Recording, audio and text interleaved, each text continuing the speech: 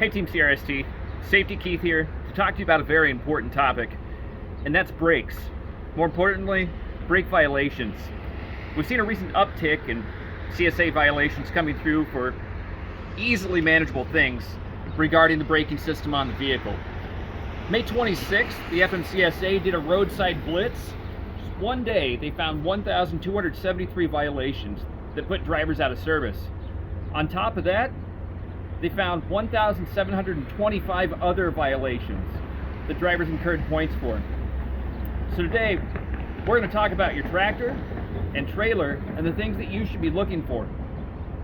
Now, we have to get hands-on. That's one of the most important things, is that you get hands-on with the vehicle. So we'll take a look at this bud rim set. We're going to look inside here at the brake drum and pad. You want to check and make sure that that's not abnormally weared, uneven weared, and if it is, that's something we need to get in to get the shop taken care of. As we move out, we get to our brake chamber. You can see right back here, you got your hoses and lines coming off that brake chamber. Note there's a ring clamp in place on it, not missing, and the end cap is still on that brake chamber. These hoses, if you look close here, have spacers in them. These need to be here. Without these, you start getting chafing lines. And when that happens, it's only a matter of time before that hose blows open. Even the beginning of chafing lines can get you CSA points. Now, we have to check all sides, right? We want to check all axles. But the other thing that you need to pay attention to is if we get down here, look down, you can see this distributor valve here.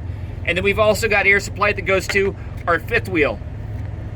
So your vehicle, top to bottom, other than having a diesel engine, runs on air. That includes your transmission.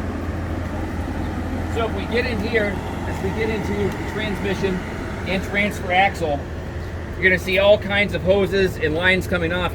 And what you're looking for here is to make sure that straps are in place, the spacers are in place, and that none of the lines are rubbing against each other unless they're securely wrapped like these ones are here with these zip ties. You've got a handful of distributor valves back here and plenty of places that hoses can come into contact with each other and create a situation for chafing. Other issues that we see is with the coupling devices. So if you look here, what ends up happening is as these tractors get older, eventually this spring moves down or ends up not being there at all on your lines. Where that causes problems and hose breaks are right here at this coupler. You can see it's pretty sharp and enough times and it's going to cut into that. So if you're missing these, get with the shop. If they're slid down, it only takes a little bit of pressure to get them back in the right place. Be sure that you properly sew your hoses and lines. You want to make sure that they have adequate tension. If these are dragging on the tractor, like this one is on the frame, eventually enough bobtailing going down the road and you're going to end up with a chafing line there. So you want to make sure that the slack holds these supportively up so they're not rubbing on the catwalk or frame of the tractor or against the back of the trailer when you're coupled. Next, let's take a look at the front of the tractor and look for some other potential issues. Now, back at the front of the tractor, we're going to take a look at the braking components on our steer tires. Now, every braking system is made up of 4 primary components that are accessible to you. That's the chambers, hoses, slack adjuster, and drums. Drums inclusive of the pad. Your brake chamber should have a ring clamp in place that should be tight. And we want to make sure that these little grommets that hold these hoses together are in place. Otherwise, we can create a situation where, again, we end up with chafing. It's little things like this that get drivers points all the time out there on the road.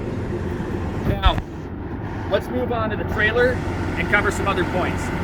So at the front of our trailer, where we connect our service line and emergency line. Too much pressure in these areas when you're connecting the glad hands can cause issues with the glad hands, cutting the hose, chafing the hoses, especially if you don't have the proper support on them. But something else to look for here are the glad hand gaskets. As you can see, this one's particularly weathered and it would be a good idea to get that one replaced because there's a chance that you could be losing air around that grommet. When inspecting the braking system on the trailer, there's only so much that we can do from this vantage point. The best place to be to inspect the axles or tandems on your trailer is down with them. Now, the first system that we get to as we get underneath here are the line suspenders. We want to make sure that this isn't dragging, that none of these suspension cables are missing. If we get an issue like that, this is going to drag down the road and you're going to run into problems with these axles really quick.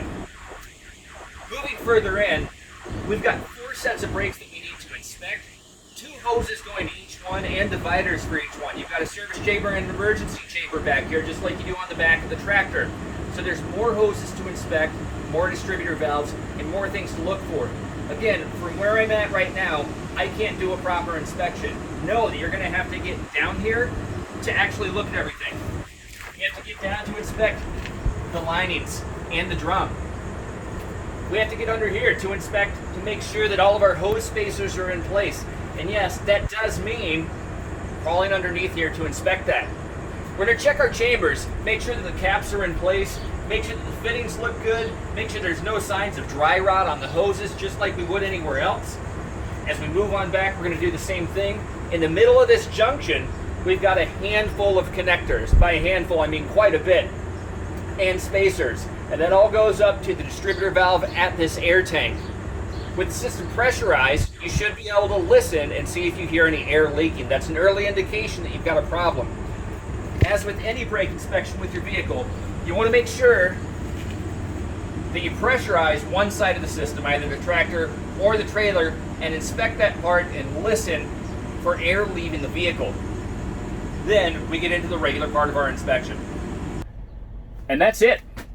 You've inspected your tractor and trailer braking system, and you've tested the functionality all the way around. You should be safe to go down the road. Remember that inspecting your vehicle is a part of your daily job. Anytime you get into equipment or hook up to a new trailer, you should be inspecting it thoroughly to make sure that it's operating correctly and that you won't have any issues going down the road or that you won't incur any violations. Thanks. We'll see you next time.